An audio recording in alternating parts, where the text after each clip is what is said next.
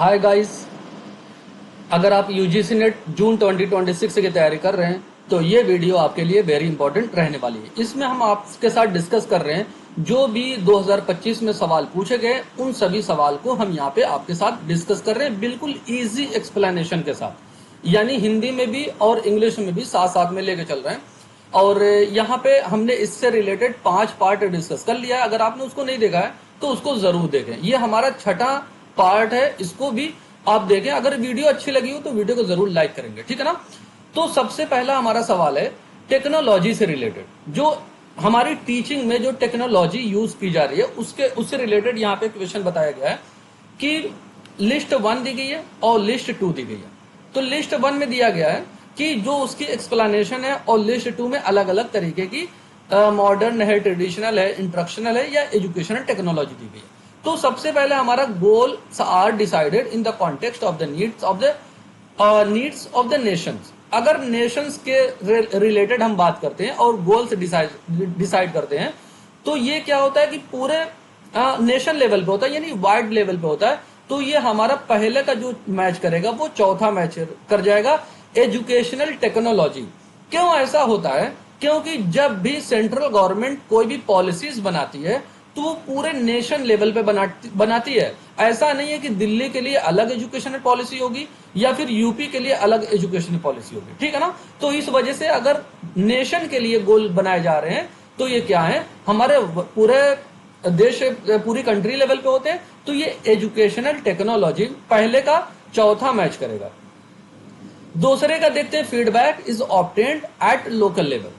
Feedback जब local level पे प्राप्त किया जाएगा, ऑब्टेन किया जाएगा, तो ये हमारा क्या है, इंस्ट्रक्शनल टेक्नोलॉजी में आता है।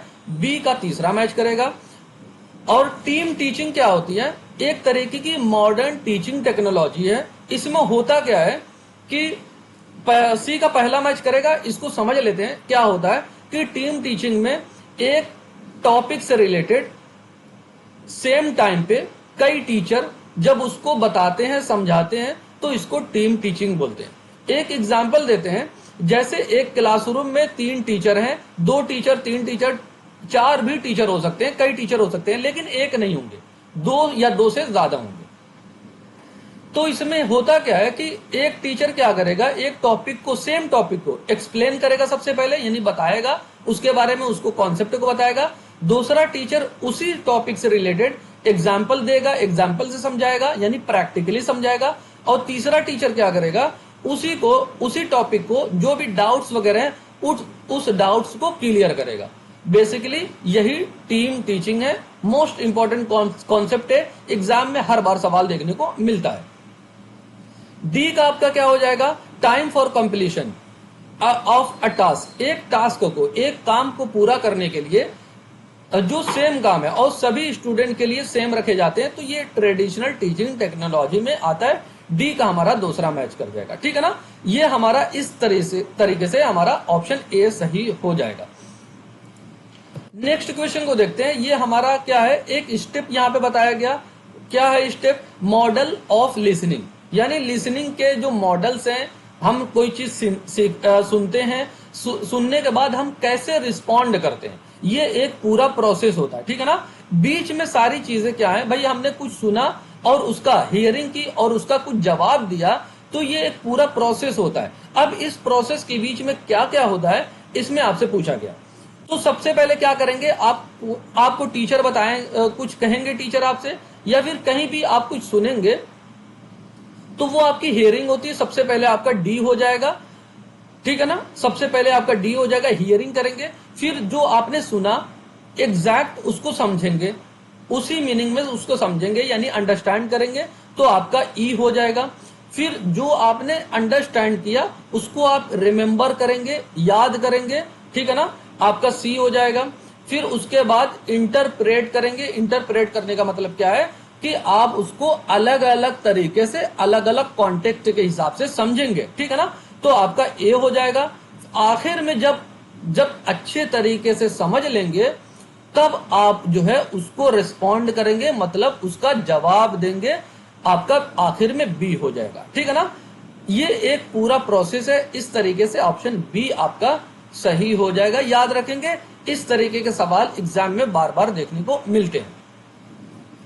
नेक्स्ट क्वेश्चन को देख लेते हैं।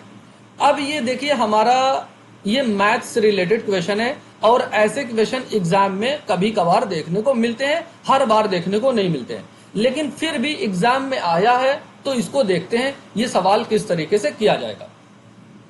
देखिए, शेप के हिसाब से बात की गई, एक शेप के हिसाब से अलग अलग तरीके के दिए गए, वो भी डिसेंडिंग ऑर्डर में आपसे पूछा गया है, यानी हाइट में, शेप में सबसे बड़ा क्या होगा सबसे पहले, फिर उससे छोटा क्या होगा, उससे छोटा, यानी सबसे छोटा। 4 तरीके के दिए गए, आपको डिसेंडिंग ऑर्डर में पूछा गया। तो एक एक को समझते हैं। कह रहे कि area of the curved surface, यानी कर्व्ड सरफेस का एरिया आपसे पूछा गया है। किसका एरिया भाई? सिलेंडर का। भाई एक सिलेंडर है, सिलेंडर कैसा होता है?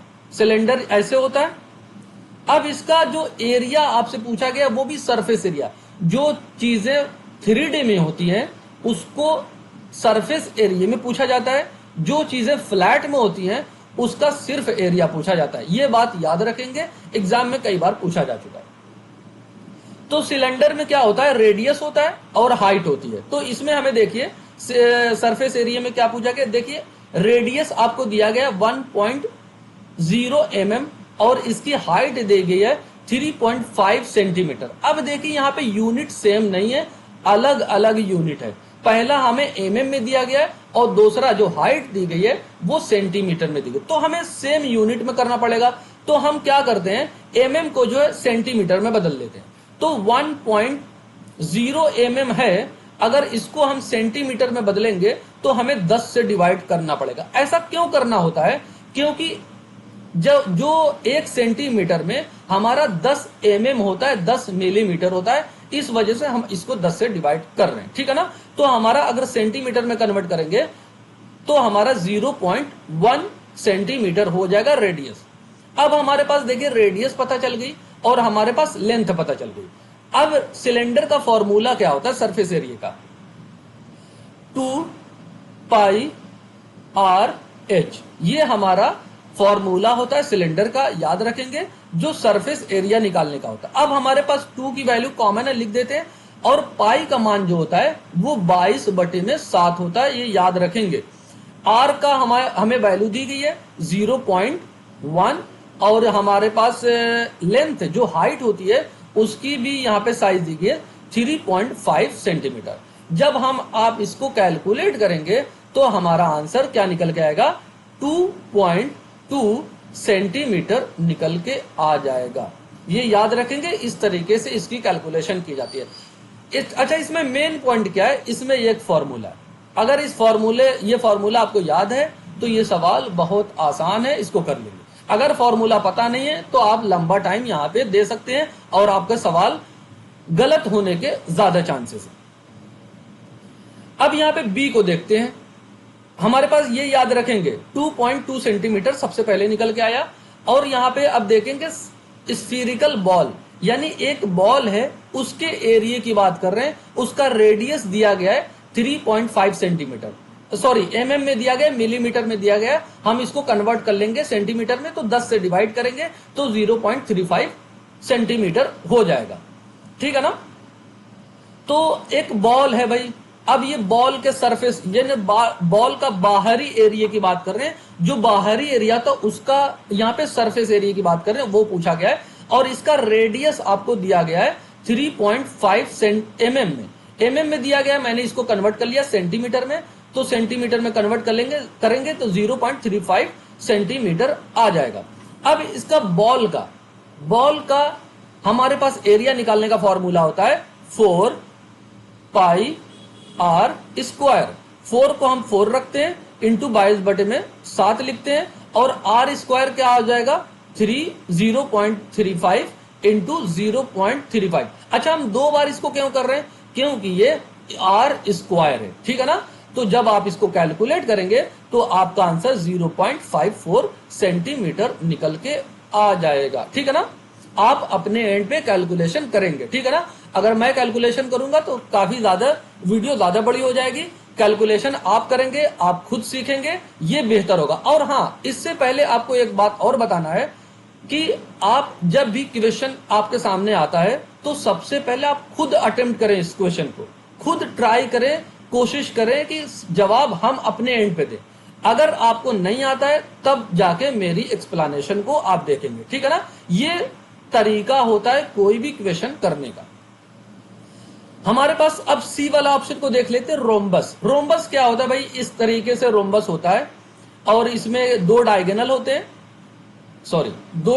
होते हैं, इसका एरिया, यहां पे इसके एरिया की बात कर रहे हैं तो यहां पे देखिए सेंटीमीटर में दिया गया, हमें अब कन्वर्ट करना नहीं है, इसका दोनों डायगोनल का हमें दिया गया, इसके डायगोनल का इस डायगोनल का हमें दिया गया। तो इसका फॉर्मूला क्या होता है, d1 into d2 divided by 2। जब हम इसको कैलकुलेट करेंगे, d1 क्या है आपका 1.5 और d2 क्या है 1.8 डिवाइडेड बाई 2 करेंगे तो आपका आंसर 1.35 सेंटीमीटर निकल के आ जाएगा। 1.35 सेंटीमीटर आपको निकल के आ जाएगा। अब यहाँ पे एक और है, एरिया ऑफ द सर्कल की बात करते हैं।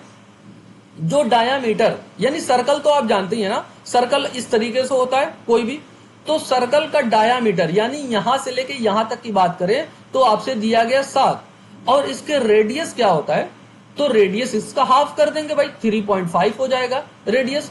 तो अब यहाँ पे क्या है, आपको पता चल गया, mm में पता चल गया, ठीक है ना। mm में है तो इसको सेंटीमीटर में कन्वर्ट करते हैं, देखिए mm में दिया गया तो 0.35 सेंटीमीटर आपका निकल के आ जाएगा, ठीक है ना। अब इसका फॉर्मूला क्या होता है, पाई आर स्क्वायर होता है, तो 22/7 इंटू 3.5 इंटू 0.35 जब इसको आप कैलकुलेट करेंगे तो आपका आंसर 0.38 निकल के आ जाएगा। तो सबसे बड़ा आपका क्या है, देखिए ये है, फिर उससे छोटा आपका ये है, फिर उससे छोटा आपका ये है, फिर सबसे छोटा आपका डी वाला है। तो इस तरीके से ए बी सी डी आपका ऑप्शन बी सही हो जाएगा। क्या ये बात आपको समझ में आई, ठीक है ना, कमेंट सेक्शन में जरूर बताएंगे। नेक्स्ट क्वेश्चन को देखते हैं। हमारा अगला सवाल ये है कि study of how the mind create knowledge. एक पर्सन से, एक व्यक्ति है, वो जब अपने माइंड में किसी नॉलेज को क्रिएट करता है, एजुकेशनल पॉइंट ऑफ व्यू से इसको क्या कहा जाता है आपको बताना है। यानी आप हैं, आप खुद नॉलेज को क्रिएट कर रहे हैं, नॉलेज अपने माइंड से बना रहे हैं, तो इसको क्या कहते हैं। आप कैसे बनाते हैं नॉलेज, अपने एक्सपीरियंस से और अपनी थिंकिंग एबिलिटी से। टीचर यहाँ पे क्या करता है, सिर्फ आपको गाइड करने का काम करता है, फैसिलिटेटर होता है, बाकी सारी चीजें आप खुद अपने एंड पे करते हैं। तो इस तरीके से जब नॉलेज आप बनाते हैं, नॉलेज सीखते हैं, तो इसको कंस्ट्रक्टिव अप्रोच बोला जाता है। याद रखेंगे, ये एग्जाम में बार बार पूछा जाता है। यहाँ पे 3 ऑप्शन और है, इनको भी समझ लेते हैं। मेटा कॉग्निशन क्या होता है। मेटा कॉग्निशन बेसिकली क्या होता है कि जब आप अपनी सोच के ऊपर, अपनी सोच के बारे में सोचने लगते हैं, तो ये आपकी मेटा कॉग्निशन होता है। मतलब क्या है इसका, कि मान लीजिए आप स्टडी कर रहे हैं, तो सिर्फ स्टडी कर रहे हैं, लेकिन आप जब ऐसा सोचने लगते हैं कि जो मैं पढ़ रहा हूं, क्या ये सही पढ़ रहा हूं या गलत पढ़ रहा हूं, मेरे अंदर कौन सी कमी है, यानी मेरा वीक पॉइंट क्या है, मेरा स्ट्रांग पॉइंट क्या है, जब बहुत ज्यादा आप सोचने लगते हैं तो इसी को कहते हैं मेटा कॉग्निशन। आइडियलिस्टिक क्या होता है, कोई भी आइडिया, फिलोसफी, वैल्यूज वगैरह के बारे में जब नॉलेज लेते हैं तो आइडियलिस्टिक होता है। प्रैग्मेटिक क्या होता है, जब आप लर्निंग बाय डूइंग करते हैं, यानी कोई चीज करके सीखते हैं, प्रैक्टिकली सीखते हैं, तो इसको प्रैग्मेटिक कहते हैं, ठीक है ना, ये याद रखेंगे। नेक्स्ट क्वेश्चन, और ये लास्ट क्वेश्चन है, इसमें कहा गया है कि which of the following is not. याद रखेंगे, एग्जाम में यही बात फंसा देती है, नॉट लोग नहीं पढ़ते हैं और उसका जवाब सही लोग देने लगते हैं।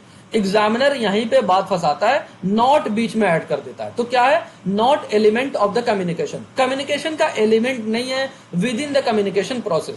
भाई जब हम एक दूसरे से गुफ्तगू करते हैं, बातचीत करते हैं, तो ये एक पूरा प्रोसेस होता है। उस प्रोसेस को यहाँ पे समझाते हैं कि उस प्रोसेस में कौन सा इसमें एक नहीं है। तो सबसे पहले प्रोसेस को हम लिख लेते हैं, फिर आप खुद अपने एंड पे डिसाइड करेंगे कि इसका ऑप्शन, इसका जवाब क्या होना चाहिए। तो भाई 2 लोग हैं बात करने वाले, एक सेंडर होता है और एक रिसीवर होता है। सेंडर कौन होता है, जो मैसेज को भेजता है, रिसीवर क्या होता है, जो मैसेज को रिसीव करता है।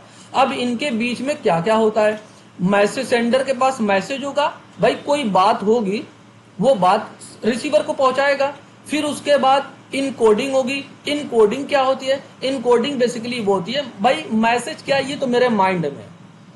अब इनकोडिंग का मतलब होता है कि मैसेज को मैं लैंग्वेज फॉर्म में या फिर अपने बॉडी लैंग्वेज से किस तरीके से मैं मैसेज देना चाह रहा हूं रिसीवर को, ये होता है इनकोडिंग।